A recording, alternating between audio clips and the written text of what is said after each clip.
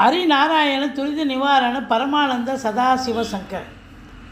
பட்டீஸ்வரம் ஸ்ரீ விஷ்ணு துர்க்கியை போற்றி, பட்டீஸ்வரம் ஸ்ரீ விஷ்ணு துர்க்கியை போற்றி, பட்டீஸ்வரம் ஸ்ரீ விஷ்ணு துர்க்கியை போற்றி. யோகிராம் சுரத்குமார், யோகிராம் சுரத்குமார், யோகிராம் சுரத்குமார். ஜெயகுரு ராயா. கனகம்பட்டி பழனிசாமி சித்திரை போற்றி, கனகம்பட்டி பழனிசாமி சித்திரை போற்றி.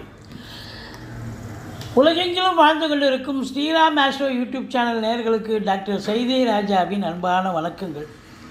நாம் இப்பொழுது இந்த எபிசோடில் 2025 எப்படி இருக்க போகுது, ஆண்டு பலன் எப்படி, நீங்கள் இது வரைக்கும் ஒவ்வொரு ராசிக்கு பார்த்துருப்பீங்க. இப்போ லக்னப்படி பார்க்க போகிறோம்.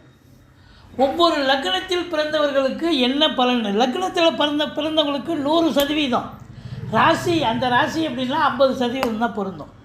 வாங்க இந்த ஓராண்டு எப்படி இருக்க போகுதுன்னு பார்க்கலாம். மேஷ லக்னத்தில் பிறந்தவர்களுக்கு, மேஷ ராசியில் பிறந்தவர்களுக்கு இந்த ஓராண்டு 2025 எப்படி இருக்க போகுது பாருங்கள். மேஷம் அப்படின்னு சொன்னாலே முதல் ராசி, முதல் லக்னம். இப்போது ஆண்டு கிரகங்களை உள்வைத்து தான் நம்ம பலன் சொல்ல போகிறோம். முக்கியமாக பார்த்தீங்கன்னா சனி பகவானை தான் ரொம்ப ஃபோக்கஸ் பண்ணுறோம். உங்களுக்கு 12ல் சனி இருக்கார். 3ஆம் பார்வையாக 2ஆம் இடத்தை பார்ப்பார்.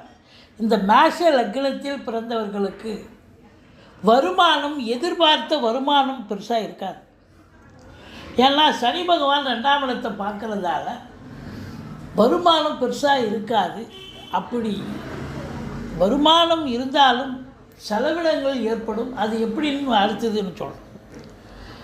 அது அடுத்தது பார்த்திங்கன்னா எதிரிகளால் தொல்லை ஏற்படும். கடன் சுமை இருப்பவர்களுக்கு விழி பிதுங்க வைத்துவிடும். மற்றபடி தேக ஆரோக்கியத்தில் உங்களுக்கோ உங்கள் குடும்பத்தார்களுக்கோ பிரச்சனை ஏற்பட்டு மருத்துவ செலவுகள் வைக்கும். சனி பகவான் 12ல் இருக்கார் அப்படின்னும்போது விரைய செலவுகள் நிறைய ஏற்படும்.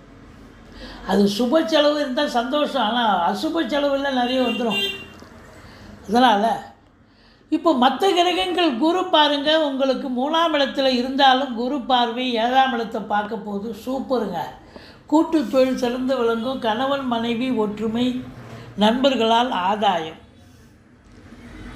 அடுத்தது பார்த்திங்க பாக்கியஸ்தானத்தை குரு பார்க்குறார். சூப்பருங்க. பாக்கியமான ஒரு சூழல் கண்டிப்பாக ஏற்பட போகுது. 11ஆம் இடத்தில் ராகு இருக்க போகிறார், குரு பார்க்க போகிறார். குரு பார்வையில் இந்த ராகு இருக்கிறதால கண்டிப்பாக சிறப்பான ஒரு காலம், சாதிக்கக்கூடிய ஒரு நேரம். பிள்ளைகளுக்கும் உங்களுக்கும் இடர்பாடுகள் வரும், பூர்வீகத்தில் ஏதாவது பிரச்சனைகள் வரும். மற்றபடி உங்களுக்கு இந்த குரு பகவான் நல்லது செய்வார்.